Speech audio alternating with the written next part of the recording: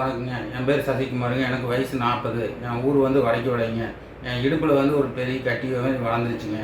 அதை நான் வந்து கவனிக்காம விட்டுங்க. பார்த்தா பெருசாக வளர்ந்துருச்சுங்க.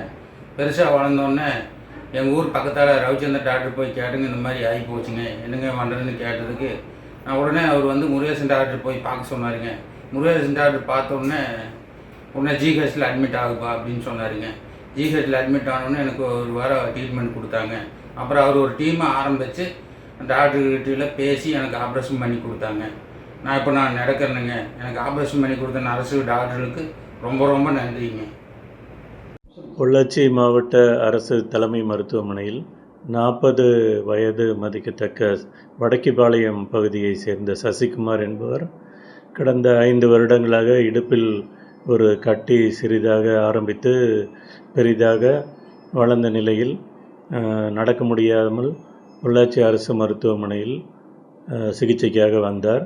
அப்போது அவருக்கு ஸ்கேன் மற்றும் மற்ற அறுவை சிகிச்சை செய்தபோது உடனடியாக அந்த கட்டி அகற்றப்பட வேண்டும் என்று ஸ்கேன் ரிசல்ட் இருந்ததால் அறுவை சிகிச்சை துறை தலைவர் doctor Karthikeyan, doctor Murugesan, doctor Sanghamitra தலைமையில் மயக்க மருந்து நிபுணர்கள், செவிலியர்கள் ஒரு குழுவாக 4 மணி நேரம் இந்த அறுவை சிகிச்சை செய்யப்பட்டு அந்த கட்டி முழுவதுமாக அகற்றப்பட்டது. இப்பொழுது அந்த கட்டி பரிசோதனைக்காக அனுப்பப்பட்டுள்ளது.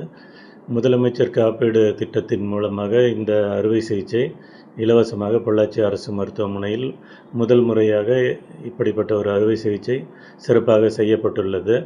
அவருக்கு தேவைப்படும் அனைத்து மேல் சிகிச்சையும் முதல்வர் காப்பீடு திட்டத்தின் மூலமாக செய்யப்படும். குழுவினரை மாவட்ட சுகாதாரத்துறை இணை இயக்குனர் டாக்டர் சுமதி அவர்கள் வெகுவாக பாராட்டினார். இந்த கட்டி 14 கிலோ எடை இருந்தது.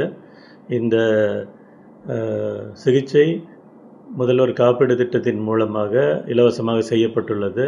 மேலும் அனைத்து அறுவை சிகிச்சைகளும் பொள்ளாச்சி அரசு மருத்துவமனையில் தனியாக காப்பீடு திட்டம் பகுதி வார்டில் இந்த நோயாளிகளை உள்நோயாளியாக அனுமதித்து சிறப்பாக சிகிச்சை செய்யப்படுகிறது. இந்த விழிப்புணர்வு பொதுமக்களுக்கு அனைவருக்கும் இல்லை. ஒரு சிலர் தனியார் மருத்துவமனைக்கு சென்று அதிகமாக செலவழிக்க வேண்டிய கட்டாயம் உள்ளது. அவர்கள் முதல்வர் காப்பீடு திட்டம் கார்டு இருந்தால் வந்து முதலமைச்சர் காப்பீடு திட்ட பிரிவில் உள்நோயாளியாக அனுமதிக்கப்பட்டு சிகிச்சை எடுத்துக்கொள்ளலாம்.